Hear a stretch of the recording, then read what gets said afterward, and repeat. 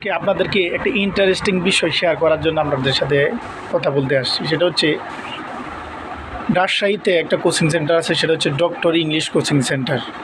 এটার মধ্যে আপনার কতগুলো গোলা বারুদ, তারপরে বোমা তৈরির সরঞ্জাম, ওয়াকি টকি, ধারালো অস্ত্র, ধারালো দেশীয় অস্ত্র, বিদেশি অস্ত্র, পিস্তল, এই মানে মানে জঙ্গির যে কারখানাগুলো সবগুলো পাওয়া গেছে। আর সবচেয়ে মজার বিষয় কি জানেন? এই কোচিং সেন্টারের প্রতিষ্ঠাতা হচ্ছে রাজশাহী মহানগরের বিএনপির নেতা শফিল আলম লাড্ডুর ছেলে। এইটি ডক্টর কোচিং সেন্টারের, ডক্টর ইংলিশ কোচিং সেন্টারের মালিক। আমি আবার বলতেছি, রাজশাহী মহানগরের যিনি বিএনপি নেতা শফিল আলম লাড্ডুর ছেলে, শফিল আলম লাড্ডুর ছেলে এই ডক্টর ইংলিশ কোচিং সেন্টারের প্রতিষ্ঠাতা। আর এই কোচিং সেন্টারের মধ্যে সবচেয়ে বড় কথা হচ্ছে এই কোচিং সেন্টারের মধ্যে যারা আছে তারা একজন হচ্ছে রাজশাহী বিশ্ববিদ্যালয়